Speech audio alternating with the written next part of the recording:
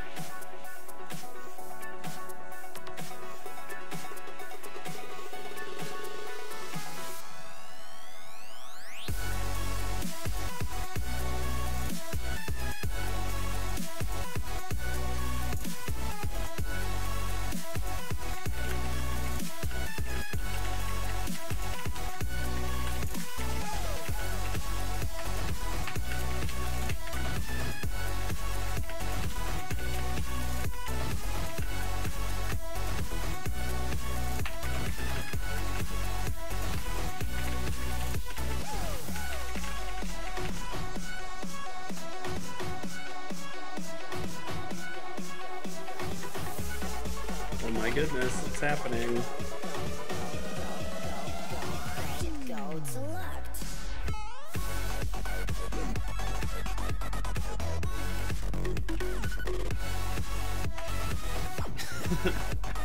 These guys are amazing. I've never heard someone call someone a cocknose before. They've called each other lots of things. Yeah. At this point in time. Cocknose is on the nicer end. Dick nose in the game, oh boy.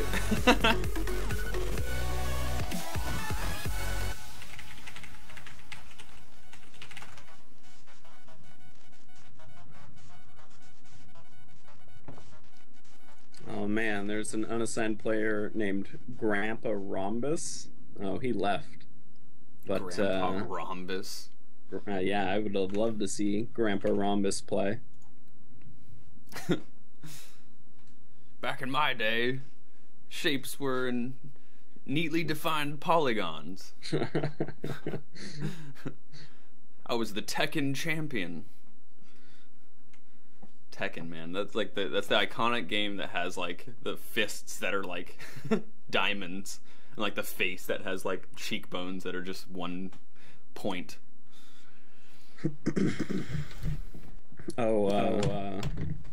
Yeah. I'm leaving that job to you to always close Skype. Don't emulate your fan. All right. It's not on. We don't want it. Can you hear this, by the way? Yes. Can you hear this, by the way? No. You can't hear me? Oh, well, I heard you say, can you hear me? Okay, look, Tyler says nothing in chat. That's you. Way to go, Tyler. It's happening, y'all.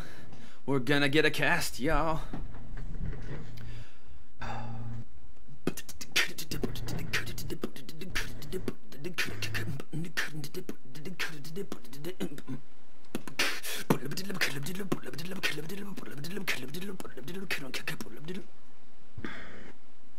Sigh. They're the worst. Based spectators. God, why is it always the spectators, dude? How is that even like remotely possible? It's like always a spectator. Just some useless piece of shit. That's not even part of the game. It shouldn't require that spectators load, really. Yeah, like if the spectator doesn't load, it should just kick with the option to reconnect. Yeah, I think actually it could be the other broadcaster though. So I could say, no, end of conversation.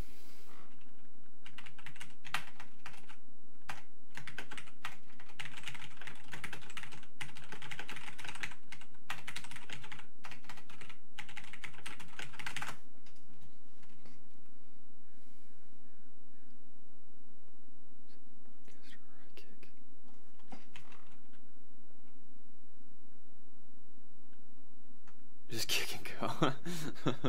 That's just funny. All right, ladies and gentlemen, boys and girls, we're almost there. We're almost. Hey, Ogre Magi. This is a cool wallpaper. Tyler, Rankshis. Yo. I don't think I'll ever get used to just calling you Rankshis, because, like, you know what I mean? You actually have been consistently calling me Nex, which is surprising. Yeah, I know. I'm good at my job, so... Whatever. I'm too focused on actually making it, like, a stream and being amazing at it. And you're just, like, fucking casual scum. That's me. Can we RM without this retarded lobby host? He's a bad host. Oh. It's not my fault. I mean... What is this magic? What is this? Yeah, this is where I would, like, play some music and have my shitty load screen up like this while as we wait. But I'm giving you guys the behind-the-scenes insider scoop of the real world. Wow. How lucky. Yeah. If you don't fucking sit in broadcaster, I'm kicking. So let me look at my viewers and give you guys a shout out, because I can do that, because it's before I'm famous right now. Oh, I see moderators next level, viewers Rankshis 1058, and it doesn't actually call out who the third viewer is, so that's cool. Where's my shout? Yeah, shout out to Nex and shout out to Rankshis, my #1 moderator. Shout out to Rankshis 1058. I'm looking at you, bro. #1 fan right there, baby. West Coast. West Coast. Shout out West Coast. You fucking nigger. As I go back to the chat. Everything is cool in the and disconnected from server. Remaking. Fucking kill yourself. It's all in good fun here in the RD2L, you know? It's just, we're all family here. That's the real important thing. We all learned something. Testing 1 2 1 2. None of the players can hear me. Is that correct? All right. Yellow might have disconnected. Oh no. Oh no. Why is this so hard?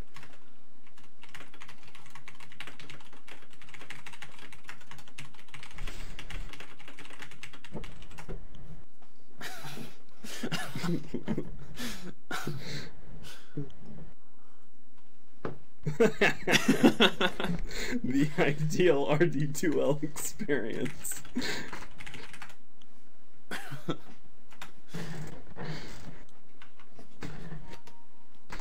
Oh my goodness, please don't start paying.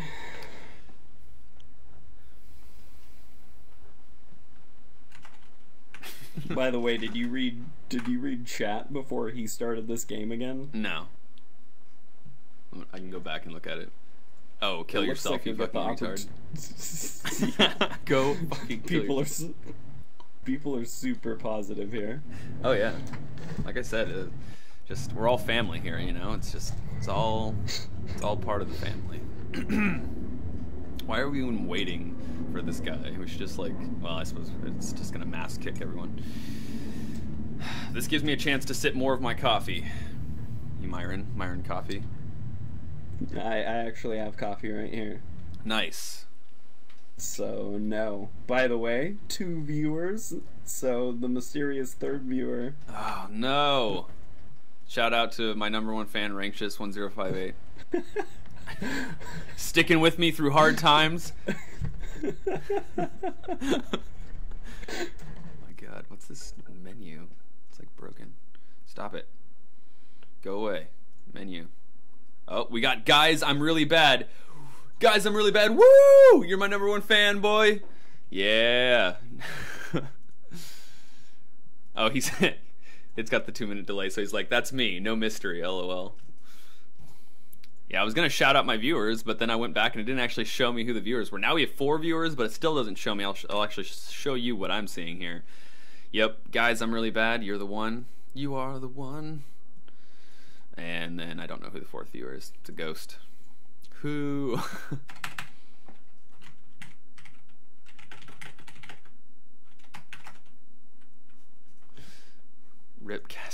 for me. All right.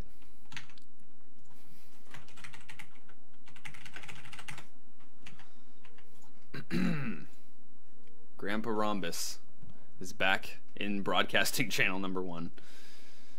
Oh my gosh, Saf. Oh my gosh, it's APH. Saf, Saf. Kick for Saf.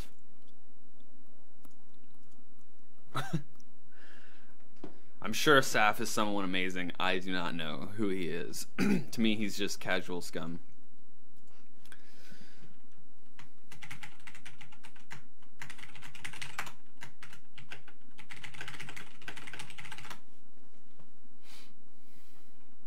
No! No! You oh yeah, I didn't show you guys the chat, but it's all good. Oh, Disruptor. This is it. This is the sign that everything's gonna go well. My favorite hero, Disruptor. 600 games on Disruptor, guys. That is the truth. Check my profile. dotabuff.com/nex. Well, it's not just /nex, but you can search nex on Dotabuff. It's a public profile. I'm not hiding anything. Rankshis, can you hear me? Yep. For a second there was just like an airplane in the background, like crickets, just like. Rankshis is literally an airplane. Gotta get these. I will be casting with nothing but airplane noises for the rest of this game. Just like every time analysis is needed, just like a jet engine, just like. Thanks for that insight. Jet engine. High energy as usual. Jet fuel. We got 5 viewers now. Shout out to my 6 viewers. I'm gonna call you guys out right now. Show you on the stream you're famous. Paul Bunyan, you've been there almost from the start, buddy. I know you. You've got a lot of underscores between Paul and Bunyan, so I know that Paul Bunyan with 1, 2, 3, and 4 underscores was taken, so you stuck with it, you're perseverant, and I know you. You're awesome. Saf, Saf was actually in the stream, so he's tuning in. Welcome to stream. I don't know you, but apparently you're famous. You've been called out in the thing, so good to have you. Miss Lums. A lot of people had things to say. Yeah, welcome. Mainly just Saf. Yep. And so we got some good people here in the stream, and finally the match is underway. This is happening. This is a dream. The casting dream is real here in the RD2L at Next Level Gaming with Rankshis. Say hi. Howdy. Howdy. Not whoop whoop. Once again, just saying. Whoop. Expect the whoop whoop some days. It's what he responds when I call him out. But the draft is underway, so we should not get too far behind. Normal bans, I'd say. This is the first time I've seen people ban out Razor, which is smart because they actually pick a lot of Razor in the RD2L. Mm-hmm. So I'm actually kind of happy to see that because I don't really want to see any more Razor. And Faceless Void first pick, not super surprising. Shadow Shum response, also not super surprising, but a Necro. Don't see. This is the first time we've seen a Necro here. Yeah, and which is it's cool. And Dazzle's got to be one of the best counter picks to Necro, if I gotta say. Like, there's such a load time on the Reaper's Scythe, and Shallow Grave, no matter what happens, that's gonna save that person, which is amazing. So really good pick, I feel, on the Dazzle. I'm a giant fan of Dazzle. There was a time there where Dazzle swung in and was just like meta hardcore, and then he got that poison touch nerf, and that was enough to just like not get any play after that. I still think he's definitely worth playing. I mean, canceling TPs, you know, like, as long as you have other people that can do it, you don't necessarily need Dazzle to have it, so it's, like, not a big deal. I mean, it's convenient, though. Yeah. And, like, so many supports have some way to, like, cancel something, so it's slightly understandable, you know? Yeah. No, I totally get it, but definitely against this Necrophos and whatever else the Dire has, I definitely think it's a good idea. But, yeah, like you said, Necrophos, this is going to be exciting. It's... so obviously someone's like, give me Necrophos, please, please, please, and they're confident with Necrophos, and I think he's definitely a good hero. I mean, I've seen so many go, he's like one of the only heroes that makes Dagon super like viable. You Dagon your Reaper Scythe, it's like 100-0, you can't stop it.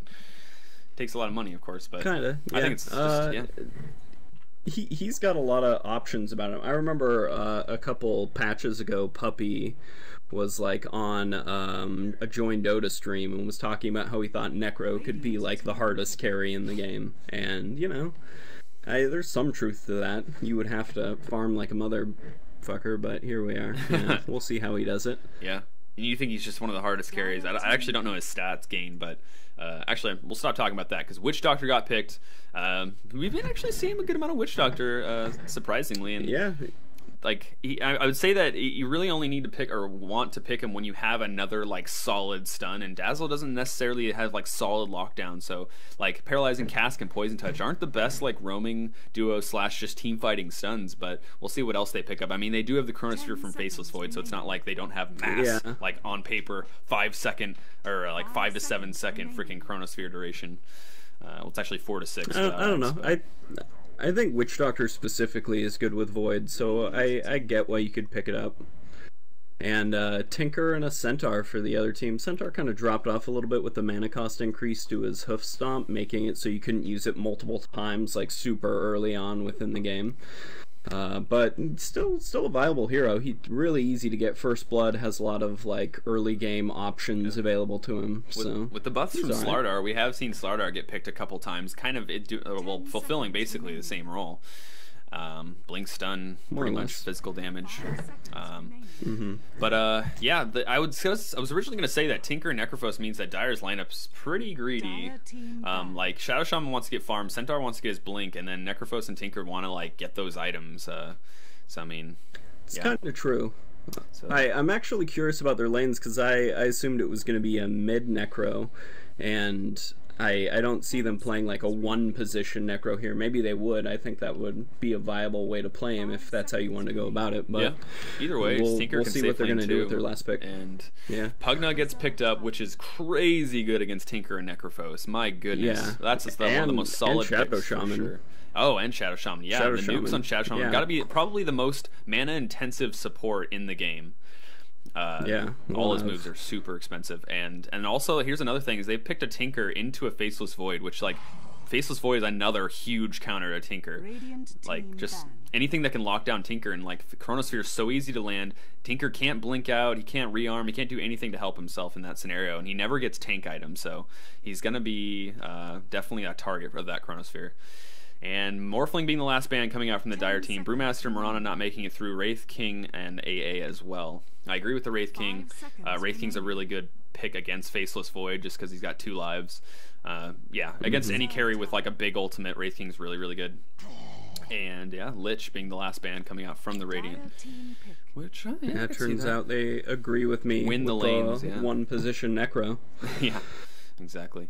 So wow, but I've definitely so far I'm like Radiant has the onus is on the Dire in my opinion here, because like if they let me put it this way: Radiant has the ability to shut down the Dire by default unless Dire plays extremely well. Wow, the Pudge pick is real. This is amazing. I love the RD2L. I love you guys. Shout out to the RD2L and shout out to all 10 of you players and or the captains for drafting this way, because you guys are awesome. Makes it fun, you know? Is this really a support Necrophos? Like I don't particularly like believe in a support Necrophos. Like that seems like a made up idea to me. A made up idea. Yeah, unless they're like offlane Centaur and then jungling with someone else, but like there's no way. There is no jungler on the Dire team. I was gonna say like you could kind of pull off one support if you have a jungler, but doesn't really have it. And Silencer being the last pick coming out from the Radiant, they're going to be able to pick their fights and make it so that there's nothing that the Radiant can do. If they Chronosphere and Global Silence, they could basically just take any fight. And we're into the match, everyone. This is the first game of a marathon of games that Rankshis and I will be casting today. This is Sunday, Monday, and Tuesday are my big casting days, and usually I'm going to start at 12 o'clock. And so there was a late start today, but here we are, and with an exciting first match with that Pudge pick, Necrophos. Oof, it's going to be exciting, guys. This is a jungling Necrophos, by the way. Is that? Wow, you're totally right. Dude, new meta. We'll find out if it's new meta. Oh, he's going to the high ground here. He's going to do the cliff jungling, essentially, on this medium team, yeah, it looks dude. like. Oh my goodness. What a exciting new thing that's happening right now. We're seeing it first here, I can't believe he was like able to talk. Who's ever like drafting for this team? He's like, guys, I got this thing I can do. It's this jungling Necro, and it's crazy good. Yeah, absolutely. And so let's call out who's playing who here, because the drafts as far as player drafts for the RD2L are going to come out soon. So it's good to call out who's playing who. K00P5 on the Shadow Shaman support for the Dire, the solo support pretty much. Necrophos on the jungling, being played by jungling Necrophos being played by F, or the, I actually can't pronounce that, guys. I have no idea who that is. I'm just going to call him Chinaman. And Tyler playing the Tinker in the safe lane. Mid Pudge being played by Jim Leahy, and on the offlane Centaur, Polar Buried. On the Radiant side, there is the Dazzle being played by Dr. Quack, safe lane Pugna, being played by Bonanzo, and Witch Doctor being played by Reach in the mid lane, the mid silencer. Super strong, going to do really good against this Pudge, and most likely being played by Zounderkite, and the offlane Faceless Void, it's always offlane, being played by AEX. And the game begins. And I didn't forget my last hit menu, so... Wow, what a brilliant day this is. It's like you're evolving. Yeah, it's almost like humans have the ability to improve. It's a tri-lane against a dual lane here. Dual lane in the off lane. So Centaur would have probably had a good amount of trouble against these like, intelligence ranged heroes. But they got Shadow Shaman to help out just a little bit. But unfortunately, that's going to gimp Centaur's levels just a little bit. We'll see how this works out. I see this tri-lane just beating this dual lane, in my opinion. We'll see how it works out. So I agree with Silencer. Say that, but getting Curse of the Silent here in the mid lane, this is really good. Glaives are nice. I would almost say it'd be good if you got it level 2, but the most important thing is Pudge doesn't want to cast anything. Meat Hook is really expensive for him level 1, and he can just spam Curse of the Silent. This is exactly what he should be doing. And there's literally Pudge is going to have 0 mana if this Silencer plays well. I've played this matchup so many times, and it's brutal. Entirely brutal, because then Pudge can't even leave to go gank unless he goes back to base before he does so, and that's just a huge time investment wasted. So we'll see how that works. The Silencer's playing up on the Pudge, so really good. Wow, that was a really close hook I just saw mid. Almost got into tower range. But anything to note so far, Rankshis? I honestly think the Shadow Shaman's time would be better spent top. Bottom. But there's the really good bounces on that paralyzing cast. Didn't go on any of the creeps, and Shadow Shaman goes down right away to the paralyzing cast. The RNG coming out from the Witch Doctor, being played by Reach. Reach going the first blood, getting that first blood, and that's really good. Actually, Dazzle got the last hit, but yeah. So wow, good stuff. But yeah, go on before I interrupted you. No, like you just saw it. Like, what is this Shadow Shaman gonna do for this Centaur in the bottom lane? It's just Centaur wants levels and Tinker wants money. Like, help the Tinker get money, let the Centaur get levels. Like, sure, Centaur wants a Blink Dagger, but having holes of your Hoof Stomp, or more specifically your Double Edge, is a way better like use of time in the early game. So, yep, just seems silly. And the bottle coming out from the Silencer, so he's got no shortage of mana. Level 2 Curse of the Silent. Once again, I completely agree with this. If anything, get level 2, because look at Pudge's mana right now. Look at it. It literally went from about 80% mana to half. And although he's got his bottle charge, that's the last bottle charge to his name, as Silencer takes the Invis rune on the top rune. And let's take a look at this Necrolite now. Gloves of Haste. Is he going to go Midas? I mean, Necrophos is a really level hungry hero, but as what happens top, does he have a time walk? Yes, he does, and unfortunately there's not going to be a kill for the Dire. That was really close. Shadow Shaman pinging out the Faceless Void, but a little bit of a discrepancy coming out from where the Tinker was. He was back, I think, maybe like getting a couple last hits under tower or something, but he was just too far away. And yeah, but like look at that. Like, such a better use of his time. This Faceless Void has to play like way farther back, had to ferry himself a salve, and you know, he's just hurting way more than he previously was. Yeah. And Centaur, he's low, but like he's doing fine. He's at the tower. The Radiant safe lane here are doing what they're basically really good at. I mean, they don't care about pulling the wave. Actually, Centaur might die here. One last hit, and that is it. That's a kill going the way of Pugna. Very good. Actually, on the top lane, there's some action going on Faceless Void as well, but he's able to time walk away. But before I got interrupted there, I was just saying that this tower's going down to Nether Blast, and this is just what they're really strong at. That's the cool thing about having a tri-lane when you have a hero that can push like early, but before level 6, like a Leshrac or a Pugna, because you don't need to pull the wave, and that's one thing you really are worried about in other scenarios. You're like, oh, we're too far away. The offlaner that we're laning against is just getting too much XP. But when you're able to push the tower like that and get that early money for everyone on your team, as well as just shutting down this lane, that's just really good. I'm actually, I kind of missed how the Centaur died, but he had Tranquil Boots coming out, and that tower was definitely going to fall. I don't know why he was so far forward. That's true. Yep. Just getting overconfident. Definitely for sure. He had his tranquils, or at least I don't know if he had his tranquils then, but maybe he could have just let himself med up just a little bit. Med up being such an old MMO term. I'm just gonna med, guys. But yeah, the meat hook has been off the mark twice now. Now there's roaming supports. Does it get pinged out? It's actually only the Witch Doctor pinging that out, so the Dire isn't aware. Although Pudge is backing up right now, so I don't know if he saw, but it is nighttime, so I'm not sure that he saw. But this Necrophos, they have a ward. Oh, okay, yes, right here. Got it. Now I see it. Yep. Good ward. Shadow Shaman placed that at the beginning of the game. That's really good because, I don't know. I don't know. Oh, that was a really close meat hook. It's only level 3. Yeah. The level's being gimped here. Level 6 Silencer does have global silence up now for the next time that the team needs it. And we'll see who's going to go on who. That's my main question here. Chronosphere isn't up on Faceless Void. The Dazzles now, since the safe lane is basically done, they won the safe lane-ish. He's roaming to helping out this Faceless Void. And Centaur has got some space made for him. So he's now getting some good levels. I feel like there should be someone here in this bot lane because this is just lost XP and gold. The Pugna does want those items. He only has a Ring of Basilius to his name right now, not even boots yet, which is surprising. Oh, wow, third meat hook missed as well. Not the best time for this Pudge. He's doing his best. He's trying to work his way around the creeps, but positioning is really good from the Radiant. And like I was saying, I think that the safe lane should be, I mean, they're going to get this mid tower, which is really good. This Pudge is literally not even level, like, 7 yet, and now he has no safe place to farm. So maybe it's a pretty good decision on the Radiant's part. They're definitely pushing towers early, which I see a lot of teams not doing very well when they have push heroes like that.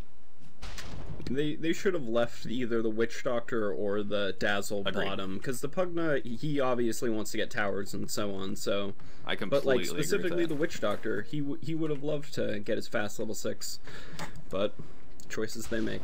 Yep.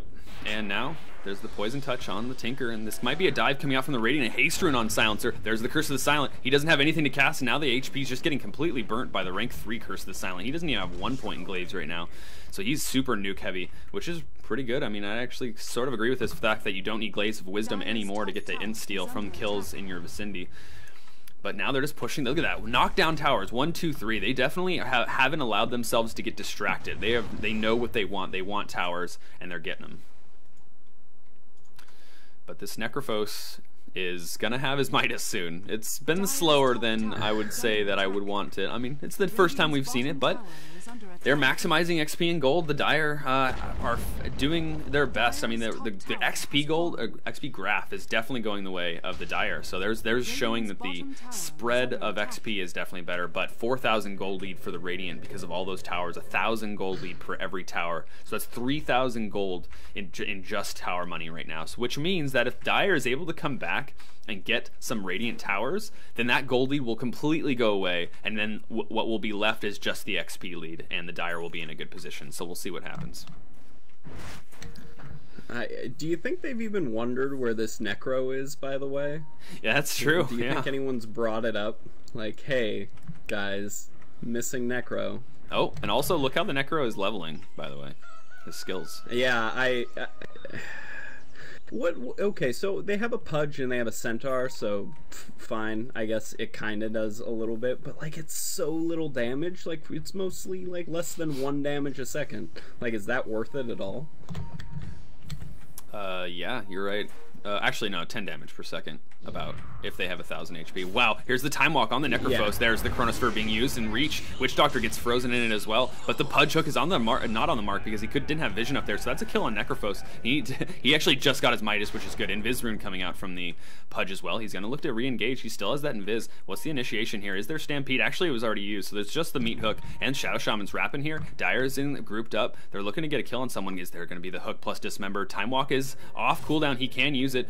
As he's looking to just walk up and dismember. If he gets it, this will be good. There it is. He's actually out of rot range, but they're stacking stuns. But there it is. There's the hoof stomp. But the silencer pops hit as well. So there's not going to be any spells coming out from the Dire. But rot is being used right now, and he's dead. And now the Shadow Shaman dead as well. It's 2 dead for the Dire. Dire's on the back foot. They're being overrun right now. Tinker going down. GG being called by the Pudge of the winning, or actually of the losing team. And that's 4 for 1 right here. That's 19 minutes in the game. It's 7-1, just like Brazil versus Germany. It's a complete stomp here. in the RD2L. Wow. And you know a lot about soccer. Well, it's just like there's like this meme. There was like as soon as that Germany versus Brazil game happened during the qualifiers of TI4 in Bellevue, it was like just spam chat. It was like 7-1, 7-1. Like anytime it would happen in a match, they were just like Germany destroying Brazil. And I don't watch soccer, guys. I'll be real clear about that. I devote all my energy to esports, to digital sports. Digital sports. Pudge looking for a hook. He almost got it. He's looking for a hit, guys. Banjo. But yeah, he's looking for a hook, to be completely specific. Oh my goodness. Sure. I roll with the punches. I wish there was more to explain about this game, but like you can look at it right here and now and see this jungling Necro with his great Heartstopper aura going on, and this Pudge is actually under this Necro who's doing just terrible jungling wise for a long time until he got his Midas, I guess. Yeah, let's put it. Things are not going good. Like GPM for the whole Dire team is on the bottom portion, other than the Tinker. Yeah. No, I mean, this Necro has been a non-issue. The Pudge has been a non-issue. Like, they have two heroes that have made 0 game impact right now. And that is enough to describe the state of the game. And not to say, I mean, obviously they tried something new. I really like it. It's, you know, maybe it worked in other scenarios and they like, just, obviously there are things that make it work, there are things that make it not work. And, well, although I can't completely explain why the Heartstopper spam would be good. In fact, he's not getting even any Death Pulse after one level. Death Pulse is something that scales pretty damn well. Look at the damage scaling, and the heal is there as well. But like, what do you need the Heartstopper? Is there going to be sustained fights? You're like, if they're going to contest towers, if you have good anti-push, like you have a Coddle or something. I mean, they do have Pudge to kind of throw hooks out there, you know, make the Radiant scared, and that can make the Heartstopper scale. And I did get a buff, so that's true. The range did get buffed, but unless you're like able to just stop them at the tower, then, you know, it's not going to get that sustained damage, and it's not going to be as good as Death Pulse. But what do you know? And here's the thing, is he has a Midas, so he wants to get all those levels, but I'm going to stop myself because Dazzle gets hooked and dismembered. Now the silence comes out. Dire is completely silenced, but it was too late. And now the Shadow Shaman gets well, so it's 1 for 1 so far. There's the Hoof Stomp coming out from the Centaur. It's on 2. Chronosphere on to Tyler. He's the Tinker, and he's getting annihilated right now, but he actually gets hooked by his own team defensively, which saved him just a little bit. And now there's Pudge looking to re-engage, but then the Tinker dies on the backline, so he actually does die despite the fact DD Silencer cleaning him up, and now that's the end of fight. 2v1, I believe. Yeah, 2v1. Going the way of the Radiant team once again. But as I was saying, the Necrophos wants to get to late game. He wants to use that Midas. Now, what makes you protected is the levels from Death Pulse. The heal. You want the heal, you want the damage, you want the early game spell. And so that Death Pulse is not going to take you there. But now the heal is coming out from Necrophos. The Faceless Void was trying to get this Shadow Shaman. But of course, this game is pretty much over. There's the. I was hoping he'd backtrack that. That'd be hilarious. But let's see what level is. He actually doesn't have any points into backtrack, surprisingly. But they are on the aggressive side. Full time lock percentage coming out from the Faceless Void. His offlane went really well too. Like Shadow Shaman didn't rotate for quite some time, so he didn't really even need any points in backtrack. Yeah. Another haste on Silencer. He's getting all the runes. Pudge looking for a hook. He's hooking. He's a hooker. But yeah, no, that's not at all, obviously. Can the Dire come back from this? They have those like late game heroes, but they're still fighting into a Chronosphere. They're still fighting into a Faceless Void that did really well. He has a Mom. He's full attack potential right now, so it's gonna be so hard for the Dire to fight through this. Or for the Dire to fight through this. Stampede's being used, and Life Drain onto Pudge. Not gonna do anything. But Silencer actually goes down in another place. Let's see, Pudge goes down right here. What was it? A Curse of the Silent or something? Does he have Ags or something? No, okay. He has actually a Blink Dagger. That's pretty cool. I was gonna say Blink Dagger, which is pretty cool, you know? Yeah. Blink Dagger. I haven't actually seen a Blink Silencer before. So yeah, that definitely positions it. Yeah, 4 staff. You really want that int, but Blink is definitely one way to go about it. Chronosphere being used to kill the Shadow Shaman, and of course, it's going to be so hard for the Dire to come back. So there's not going to be any real excitement coming out from one-man ganks because it's going to happen nonstop. But they the Dire might just YOLO it and fight as a team. That's where they might come back. It's the best thing they can do right now. Get a group up and surprise the Radiant. There's a Dismember onto Pugna, who's completely covered. The Pudge was just completely covering him, so I couldn't actually see the Dire. Wow, the Pudge went down. I was looking at his health bar. The Curse of the Silent, just too much. And now the Radiant are pushing the mid tower. The mid tower just went down. They're going to look for the other mid tower, the tier 3.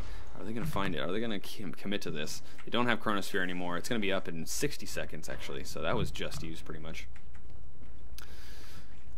And yeah, I'm going to take this moment to just sip some coffee. Caster life.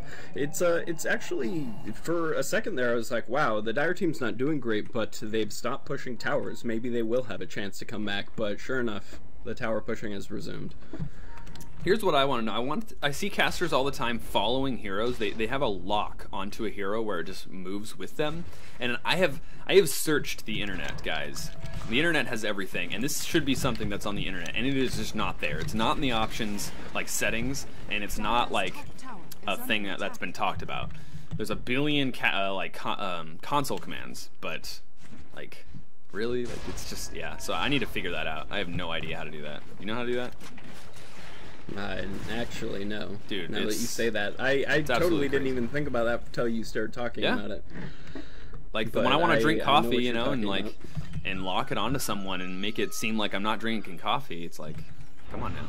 Wow, he actually had vision of the Centaur, and now the Centaur blinks in. The Blink Dagger was shown. He gets a stomp, but there was no follow-up. 3-man Chrono on a Tyler K100 P5, and Chinaman getting annihilated by the Death Ward. Now there's the Global Silence going on the Dire. They can't really fight even after the Chronosphere is over because of the Global Silence. Now there's the last word, which is definitely Shadow Shaman's last word. Pudge is kind of running away. He has no mana to his name right now. Tinker marching, and it's actually doing a lot of damage. The Shallow Grave going onto himself on the Dazzle, but the Centaur is definitely going low. The Decrepify plus the Nether Blast taking him down. He's the deadest Centaur I've ever seen. Pudge is actually rotting. He's rotting, but there's actually the last hit going the way of the Pugna once again. I think it was the Nether Ward that killed him there, and the blink from the Silencer. Glaives of Wisdom, teaching him, schooling him with the wisdom, schooling him with the wisdom, just slapping him, giving him a good schooling.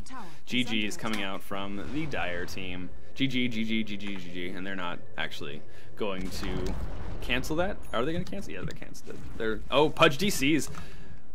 Dodge from Party Platypus once again, and a DC from the Tinker as well. Apparently someone is canceling it, so they're like, Jesus, come on, guys. Probably with the Shadow Shaman. Yeah, kind of obvious who's gonna win at this point. Yeah. Now, what can we say? So let's recap. Let's take this moment to recap so that we can jump into the lobby as soon as this game is over. Sure. Give us some good analysis. Jungle Necro was the biggest waste of anything. It was just not worth the pick. They didn't get a fast Midas, and they're obviously like against a lot of pushing with this Pugna. I know the Pugna's like a last pick here, but still, like, they are against it. They can't just have this guy sit in the jungle and like wait to farm the entire game. It's not gonna work. Tower is under attack.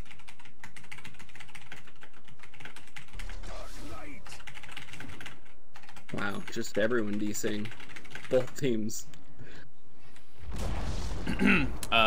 Top tower has fallen. So yeah, I would say that like on paper, when we look at the stats, like okay, you're trying to make something viable, like a Necrophos in the jungle. Yeah, his milestones were not good, right? He didn't need like a fast Midas. He was able to get ganked pretty easily. Even the fact that they ignored him for the longest time, but then he started getting ganked as soon as they found out. They're like, oh wait, there's a Necrophos that's not leveling Death Pulse. Yeah.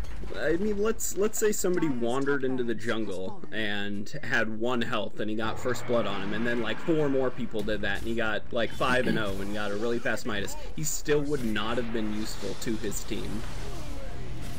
It was just a waste of a pick. You can't lane that and expect anything to happen.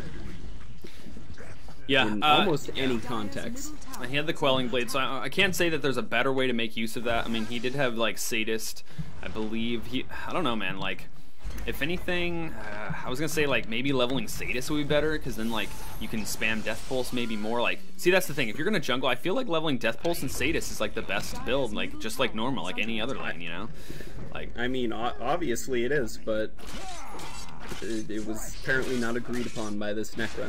yeah, but whatever. Does not agree with us. Harped on that enough. But here's the other thing on top of that. So just to add to that, now you have a Tinker that's also like greedy, you know what I mean? Like, he went March build as well, so he didn't go like completely active build.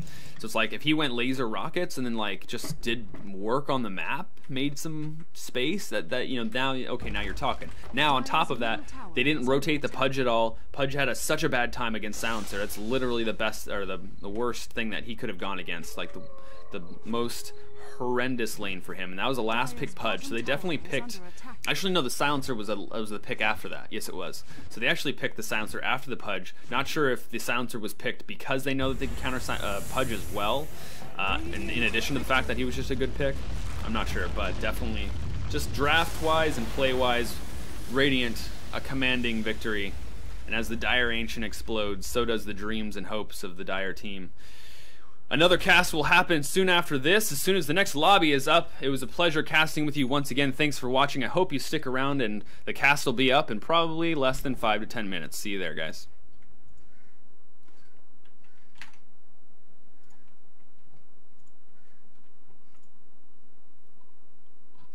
Which one of these do you want to join? Oh, right. Shit, I didn't actually check. Tell me. There's two up. Jim. Oh, there's only one without a lock. Going. Top one. Boom.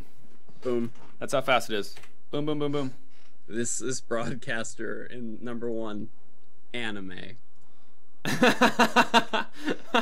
Japan, anime. Nice. He was in the last game. He was the Tinker. Tinker. Yes, yes, yes. Yeah. Oh, Grandpa Rhombus is playing.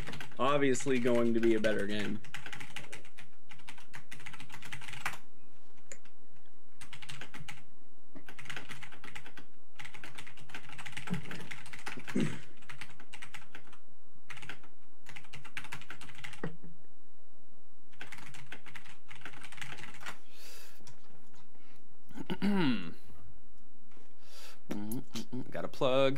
Gotta plug. I really should make copy pasta for this. It was WoW. You could have a oh, Party Panda. You could have a macro thing. I forget what that menu was called. Now that I try to make reference to it. A macro for what? Oh, we have a guy in our broadcasting channel. Hop down to channel 3. It's funny because he keeps like my title when that happens. There's 2 people. He's supporting the stream. But hopefully people can hopefully people can figure out which one's the actual next stream. Tyler, LMO, Archangel got wrecked. Okay, that's funny.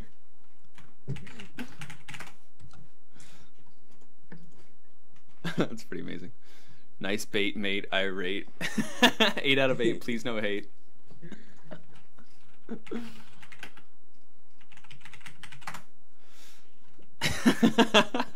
That's so funny to me. Oh my god. My music died?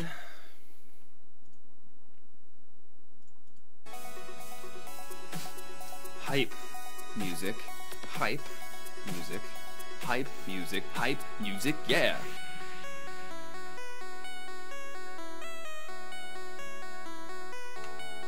The hype is real. The hype is real. The hype is real. Hype, hype, hype, hype, hype. The hype is real, y'all. The hype is real, yeah, yeah. Alright,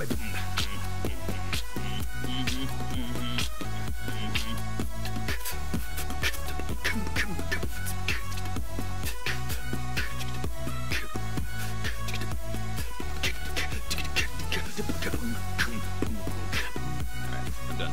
I'll let the song do the work, guys. Alright, did you close Skype? Did he? Let's see if he was good. Oh wow, he closed Skype. What a good guy.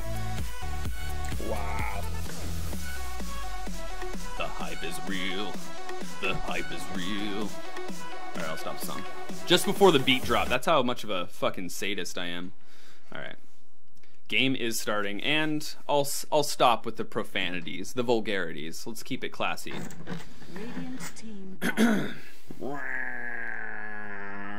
What is that noise? It's an airplane. Oh, okay. Oh, hear the jet engine.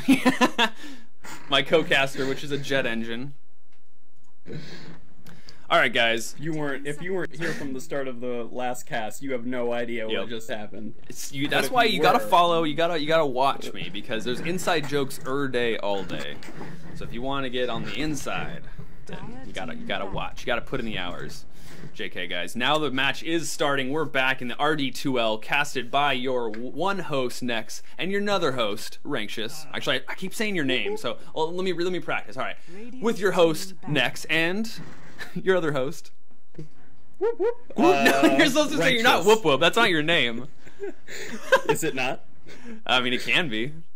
I'm Rankshis? Such conviction. Such self-awareness of one's identity. Yeah, I know, you're telling me. I'm pretty sure it's really obvious that they should ban Necro based on the performance of last game and just say, oh, they didn't ban it. Well, respect ban obviously, all the way. They're really going out on a limb and, you know, like, rolling the dice by not banning that Necro. Yeah, I know. Like, the impact it had last game was so phenomenal that... Dice equals rolled. I don't know how you could not ban it. Yeah? Snake eyes equals rolled. Yeah, snake eyes.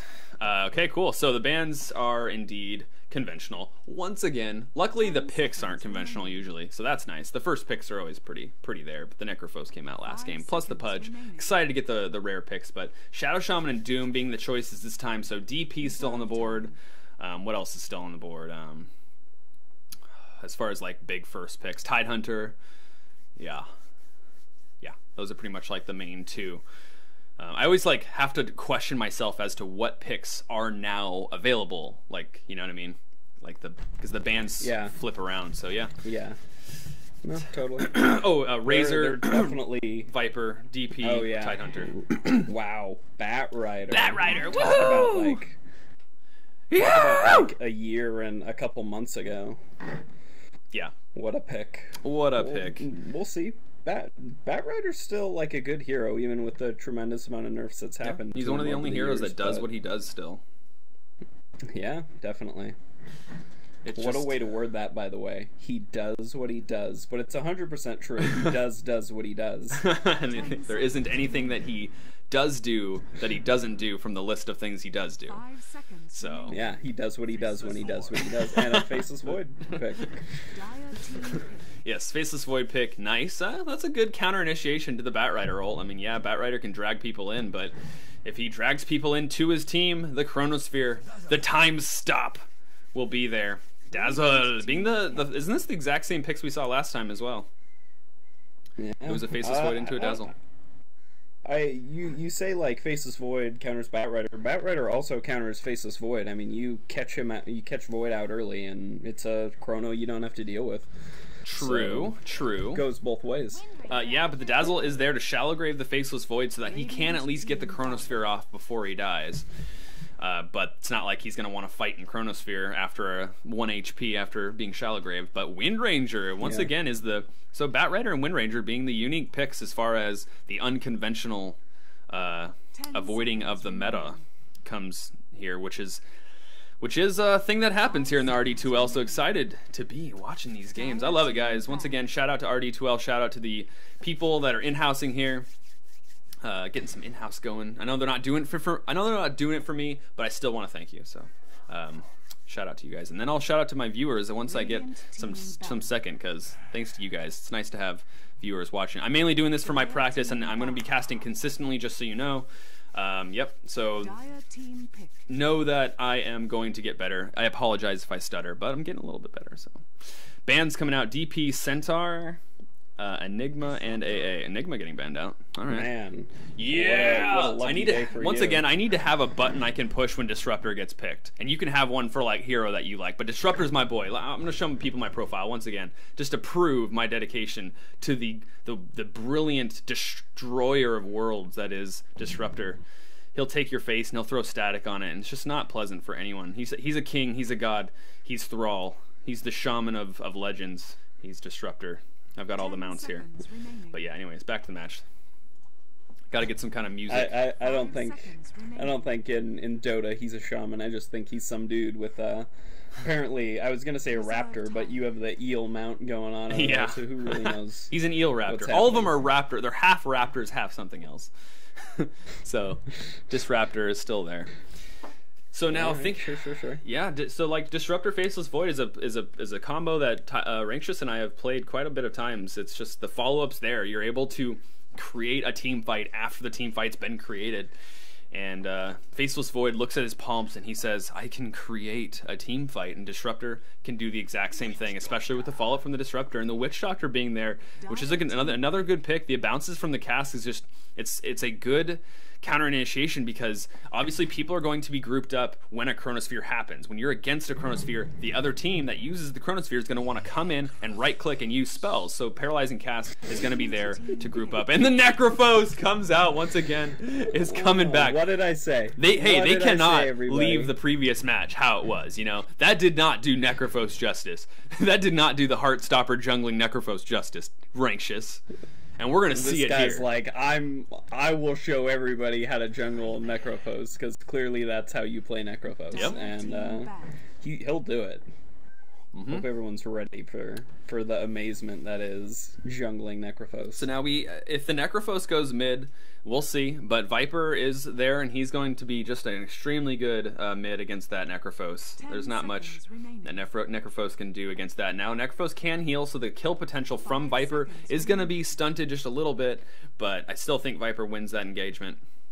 Necrophos will be able to push the lane better. It all depends on his ability to last hit. So in my opinion, if Viper goes, he has to go Neurotoxin against Necrophos, and this is the hypothetical situation that they are midding against each other.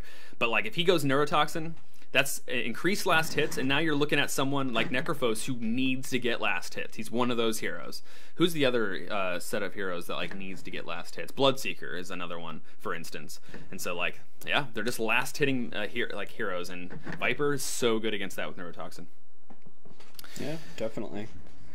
Oh no, Nethertoxin, sorry. Neurotoxin Necro. is the real one. And like Portal 2 uses the deadly Neurotoxin. But yeah, Nethertoxin is the real name. I call myself out whenever I make mistakes, and feel free, you guys, to call out my own mistakes. I am learning, I am casting, and well, save Rankshis' criticism, because he's a fragile man. He doesn't like to be criticized. He breaks like a glass cup. Like sugar candy. Yeah. Like sugar glass. Shadow Fiend being the last band. Maybe some kind of respect band or something. We'll see. But now, what are the teams lacking? We're coming up to the last pick. And man, Dire's team looks really good, unless there's the sketchy Necrophos in the jungle. But despite that, definitely Dazzle and Disruptor, you know, not the best roaming supports per se, but Disruptor can make ganks happen just by himself. And we'll see. So what do they need? An offlaner, I suppose? Either an offlaner or a safe laner. We shall see. That's kind of the versatility of Void. After seeing enough, Void is really good in the offlane. Specifically when people are like, oh, we can just leave that Void alone. Nothing bad will happen because of that. And that happens more often than not, believe it or not. So the Radiant team thinking that it's a safe lane Faceless Void because they ban out the Clockwork. It could be an aggro try coming out from the Dire. They do have a good aggro try. And if they go with like a Drow Ranger aggro try, that might actually be pretty good. AA on their team would have made it even better, of course, with the Chilling Touch on the ranged heroes. But I don't know. What do you think? I don't think defensive try is gonna aggro try. Okay. Yeah. Drow would be a pretty bad aggro try. Easy to go on. Silence, I mean, Gust, which it is now called. Yeah, I mean, would be kind of you do have Gust, you got Precision Aura. An aggro try. You've got Shallow Grave to protect the Drow Ranger. 10 seconds remaining. She just doesn't do enough damage to like justify trying to get kills. Well, Like, she the needs slow's levels. okay. Yeah, it's, I don't know. She's not that great of an aggro try. Lich. And a Lich is a great choice, specifically against Tri-Lane who needs lots of levels and farm. So far, Radiant's draft is looking like I want to win the lanes. They have a Viper, they have a Lich. And we'll see how well they win those lanes, because if not, look at Dire's team. The Faceless Void and a Drow, they are going to wreck in the late game, and Radiant's team, well, is not going to wreck so much. So snowballing is the name of the game here for the Radiant team. Going over the players, Zeb on the Disruptor. Oof, I hope that you asked for Disruptor, because if you did, you are my boy. You are my new favorite fan, pro player that I will follow, and I will get your player card and just spam it on my profile. Just have 8 Zeb cards. Yep, so anyways, moving on. Zounderkite playing on the Drow Ranger in the mid lane, possibly. This might be a little bit different. Safe lane Necrophos, possibly. Definitely not jungling, it looks like. Yeah, he didn't get the Quelling Blade, so this is the kind of... Necrophos is back in the game. Jungling Necrophos? And the offlane Faceless Void, Dazzle, being played by Fujiwara no Moko. And I'd actually say who's playing Faceless Void? B-Zilla. Let me see. I'm actually pretty good at pronouncing Japanese titles. So Fujiwara no Moko. I think that is definitely the way to say that. So we'll see if I get corrected. But yeah, playing the Dazzle. And lastly, let's see, the Chinaman playing the Necrophos. Oh, this is the same guy. Yeah, I think it's the same guy. Anyways. Radiant team, the good guys. Wumbo combo. Wumbo playing on the Viper. Tippin on the Lich. The Grandpa Rhombus is actually playing, and he is the Witch Doctor.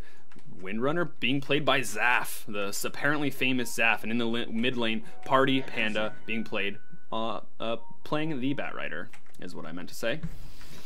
And Illusion Rune coming out from Viper, and this is going to be an aggro try with the Lich. So I mean, Lich is going to be able to pull the lane, and they're definitely going to win. I was going to say they shouldn't put Lich and Viper in the same lane because they're going to win their lanes respectively, but they're going to put them in the same lane, and they're going to wreck this safe lane. And now, unfortunately, they are going against a Necrophos who wants to get some farm, but it is a defensive try. So we'll see how this works. Disruptor, here's the thing about Disruptor, me knowing about Disruptor, is that he isn't good when you dive against him. He can't really do anything. Kinetic Field's like okay, and Glimpse is okay. But like, yeah, you're gonna get got on, and it's gonna be really rough. And so Disruptor's really good aggressively. But now there's some right clicks being traded. There's actually this Lich completely by himself. He was out of position, but he's able to wrap around the trees and didn't get punished. No Glimpse or Kinetic Field coming out from Disruptor. I can't say I completely approve, because if there was a Glimpse there, he would have gone all the way back to probably about here. And if they wanted to make something happen there, they could have. But Thunderstrike is one of the strongest level 1 nukes, so I understand that too, but we'll see. Look how much damage it's going to do. It does 160, by the way, before magic resistance. But, yeah, Batrider doing really well here in the mid lane, actually annihilating this Drow. This Drow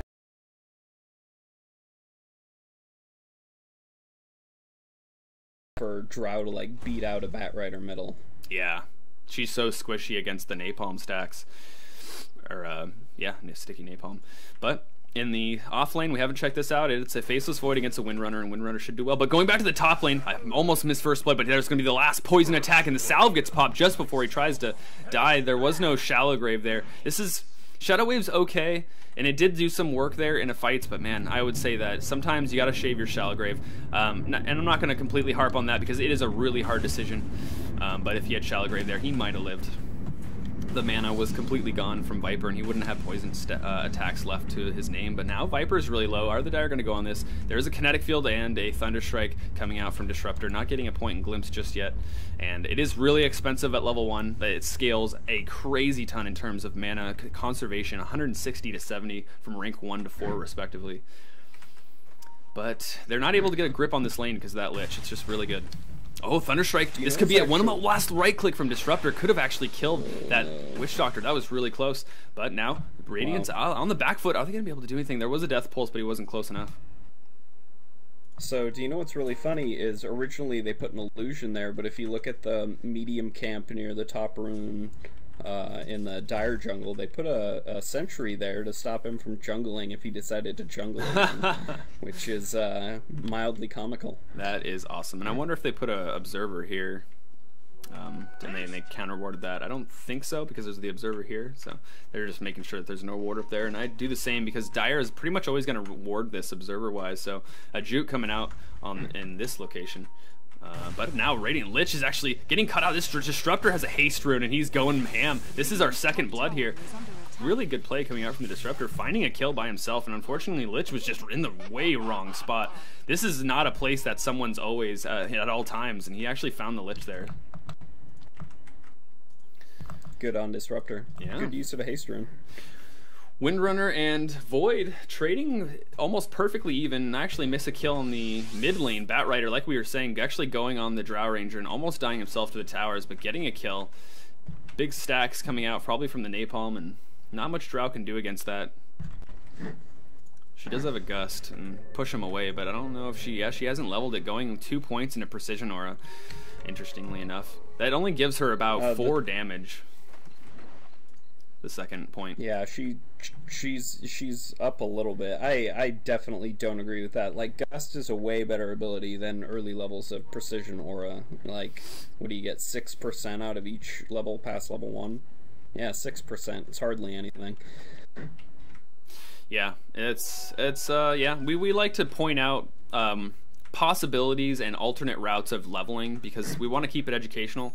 So like that's why we're not really harping on the players. It's mainly going, hey, we're going to explain what you would benefit from skilling differently or getting a different item or playing in a different way. And yeah, it's mainly for that. But we're pretty convinced in the things we like to say. We're not going to say something unless we believe it to be 100% true. So just getting off our high horse and telling you guys that we're humble people ish. Something super surprising is this Lich actually started with Frost Blast instead of Sacrifice, and normally he should just be winning this lane a lot harder than he currently is, but didn't deny enough XP to a tri-lane. It's pretty awkward, believe it or not. I agree with that. Now, yeah, I mean the lane did get pulled. Like now, I mean it's been here pretty much the whole time, but yeah, starting with level 1 Sacrifice just gives you that leg up. I agree with that.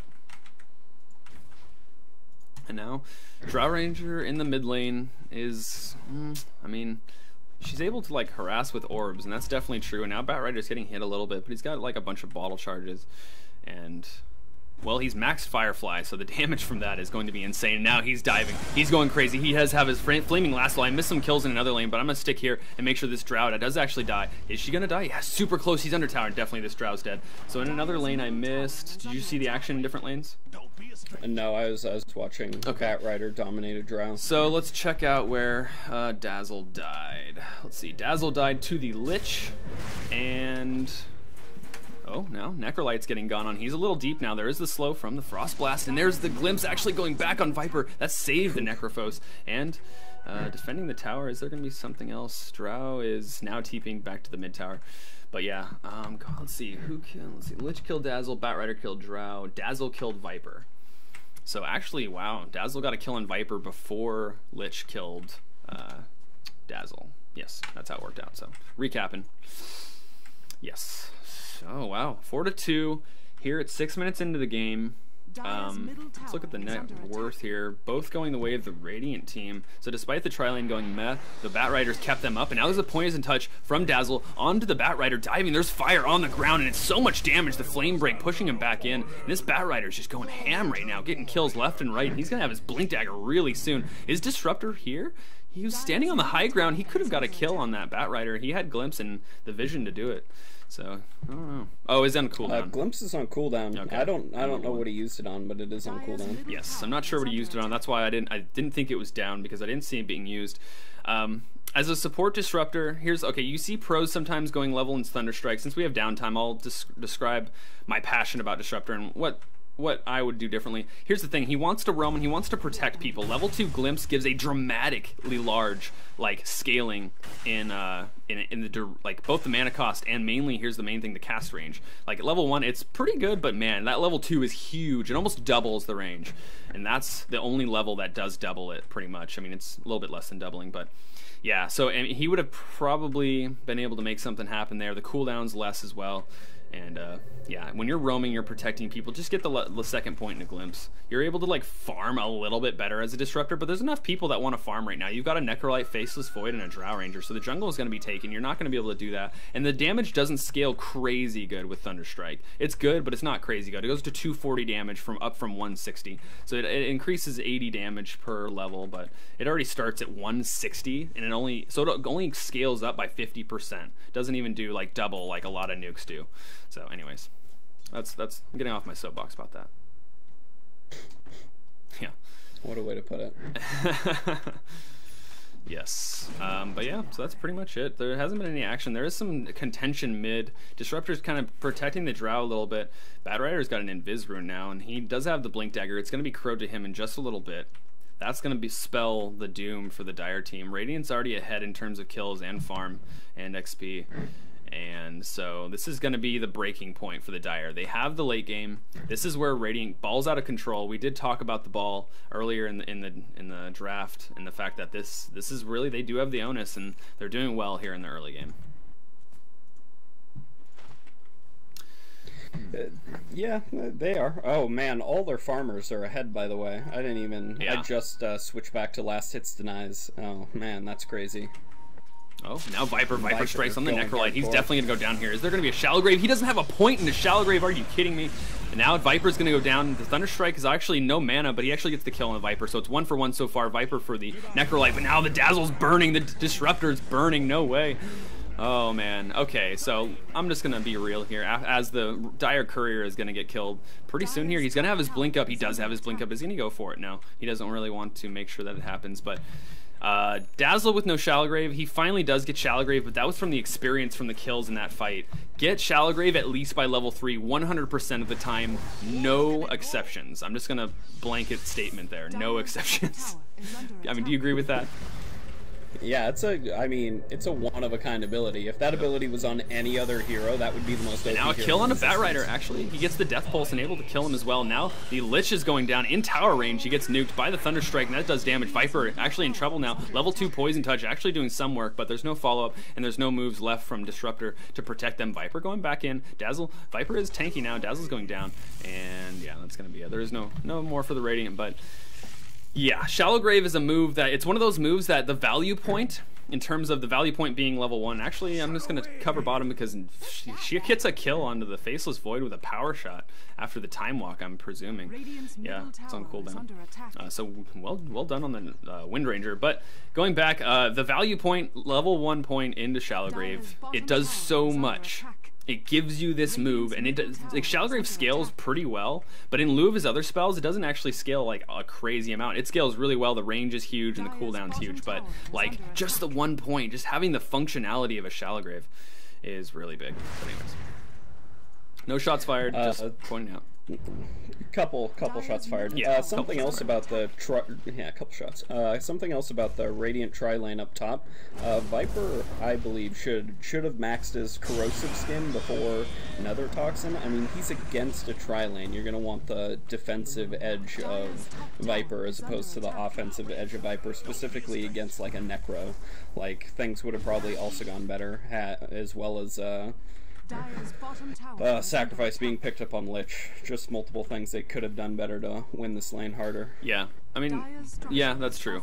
The corrosive skin would definitely help against that. Because Viper's died 2 times now for essentially like really poor reasons where he could have lived.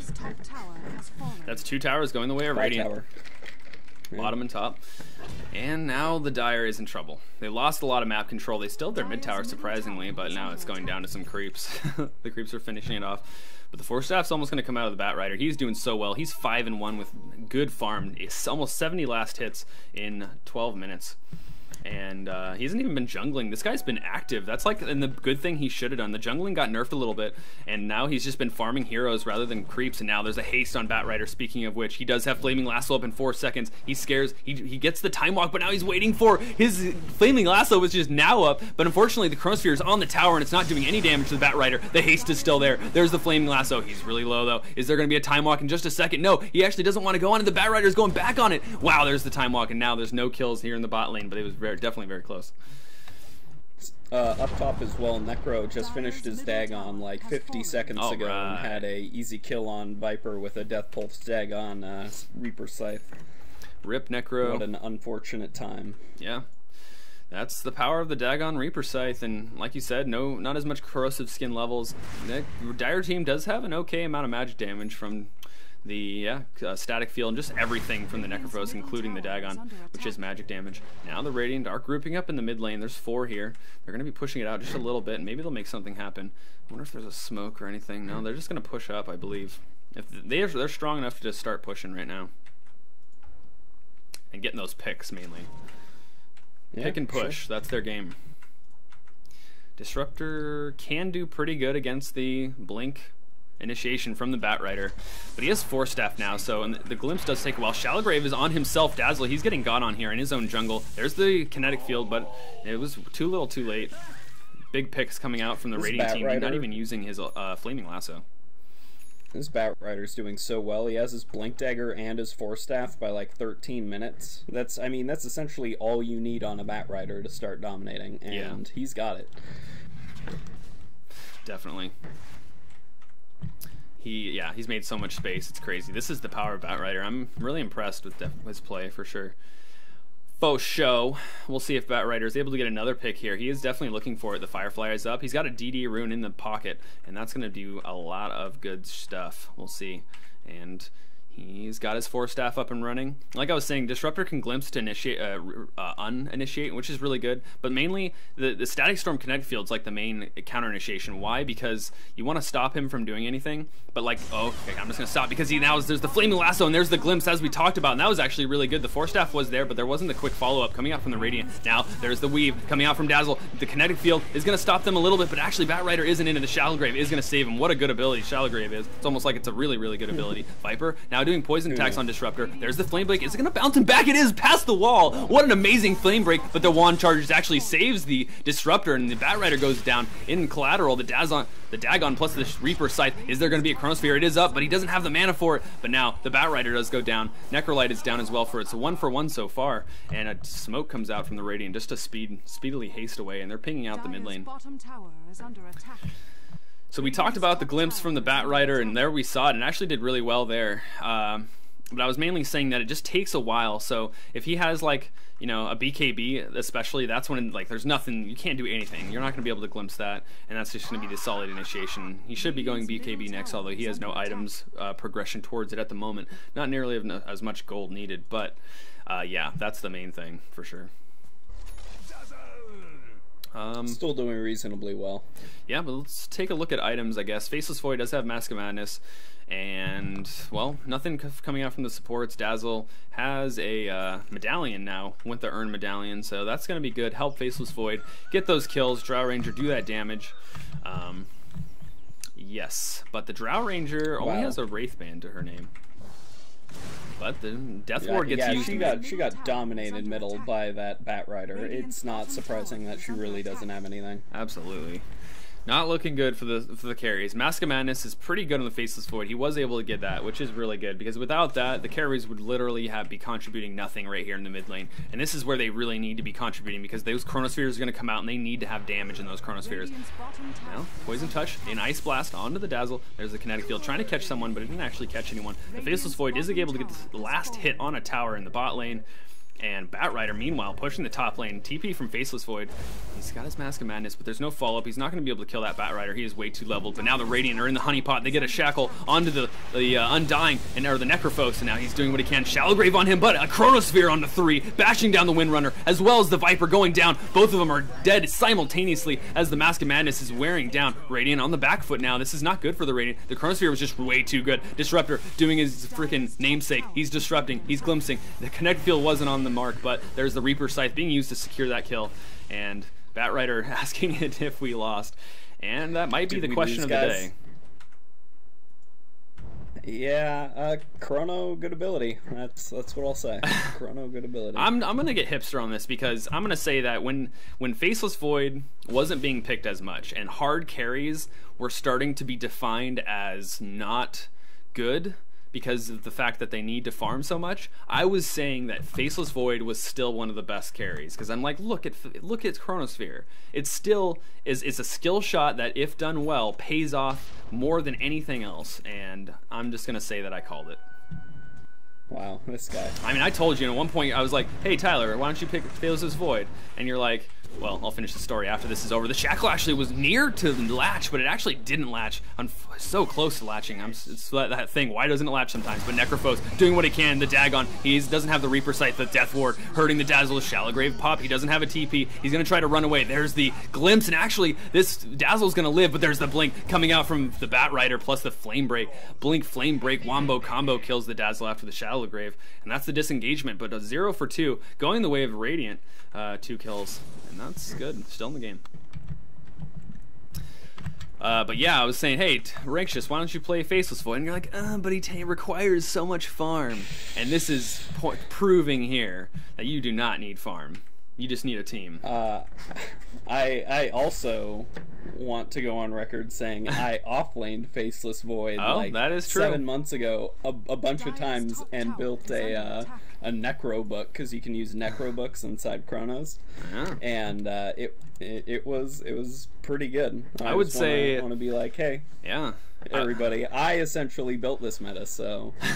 Dude, I would say that's Wraith King's in the meta right now, an okay amount. He's not like top meta, but I'd say an offlane Faceless Void getting Necro is pretty good. Like, you get a Necro 3 and then you use the active ability from the range creep, which not many people know about, to burn the mana plus the mana break coming out from the melee creep.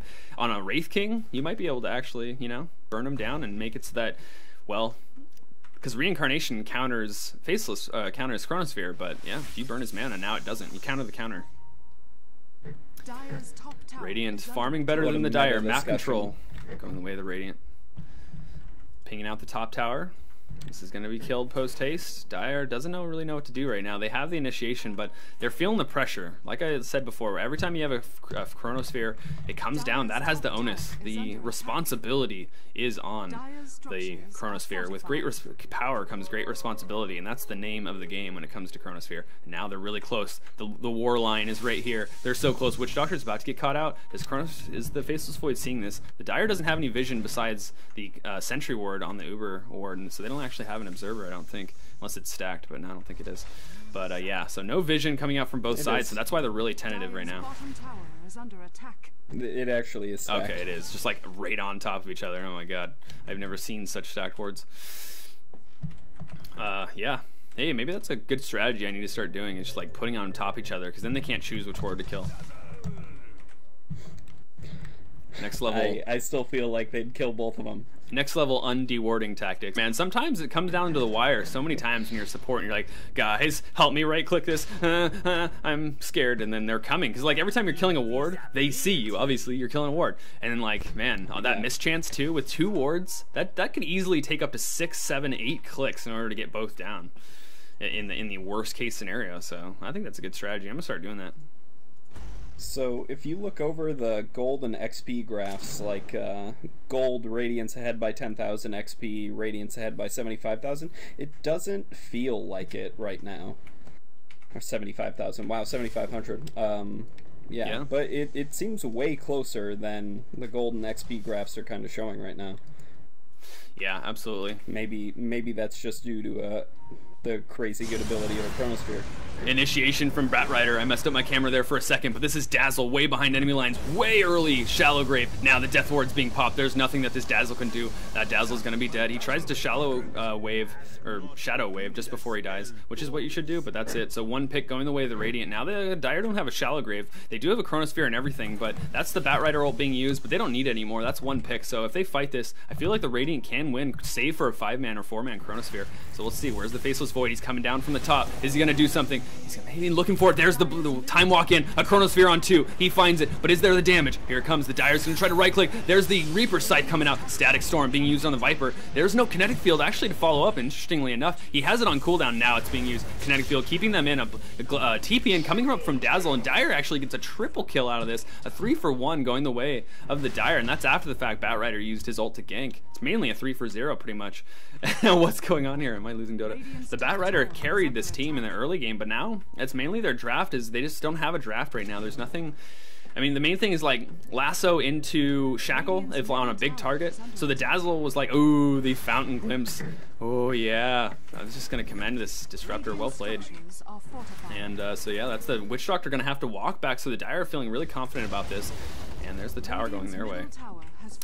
But yeah, so looking at Radiant's combo now in this part of the game, like obviously Dire's really strong for Chronosphere reasons. I'm just gonna say that. But Radiant is okay. So they got like manned up right clicks coming out from Viper, and they have the lockdown and the combo coming out from Batrider and the Shackle. They have like good team fight from Witch Doctor ult, Death Ward plus the Chain Frost on Lich. So they've got like man up fight potential, but I guess now that I say that, I haven't seen it happen so well.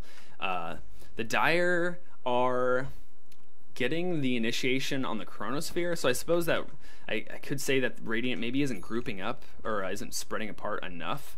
But I mean, I don't know. It's just like I guess Chronosphere is a good spell is the really main thing, because I like Radiant's team. They're able to man up and really fight. They have the cooldowns, but just not working out for them. It's kind of true. I think Viper did too poorly within the context of his solo tri-lane kill on really... the Lich. I just had to call that out. He had a haste and he was just able to do ulti. Tons of damage. But yeah. What were you saying? Viper didn't do well enough within the context of his tri-lane that he should have done much better in, but questionable ability like skills to do well. I don't know. Yeah.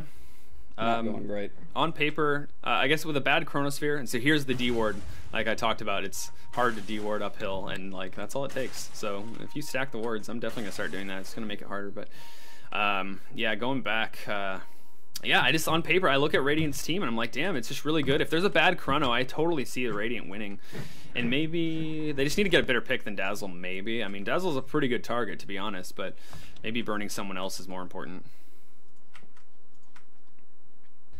Yeah, I feel like they really need to get that Void with the lasso. But they also need to get to Dazzle, and they need to worry about if Disruptor's there. That Disruptor, by the way, has glimpsed like 3 or 4 of those lassos. Like, he's been there every time, I feel like. Wow, is this a Radiance coming out from Batrider?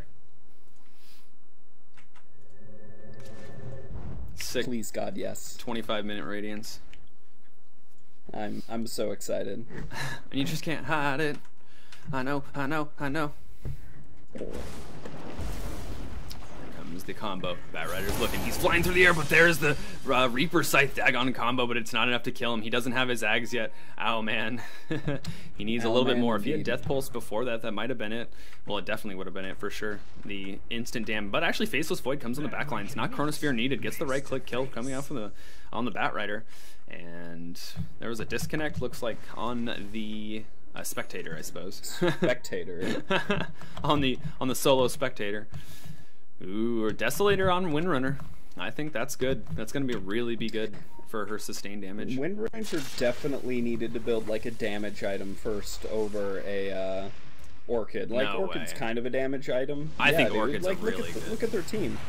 But let's look at this fight here. Viper is getting got on right here, but there's only 2 supports. Death Ward being used. Dazzle is definitely going to go down, but the Shallow Grave is on the mark. There's the reinitiation coming out from the Chronosphere on the 2. There's the instant. Witch Doctor gets blasted down by the Dagon. Lich to follow. Now it's only the Viper, and it's a Static Storm right on their face. So what a bad fight for the Radiant. They initiated on the Dire, but you can't go on that Dazzle every time and use your too many moves on them, because then you're going to get caught out of position. The thing about attacking is that you group up. You group up when you attack, and that's exactly what we just saw. That's like you're funneling them back. It's like the movie 300 when Leonidas was like into the crevice and then he like leaped back. So then you're only fighting them like 1v1, like on a sort of a basis, but you're also funneling them. And when you're funneling them, if you have an AoE like Chronosphere, it hurts so much.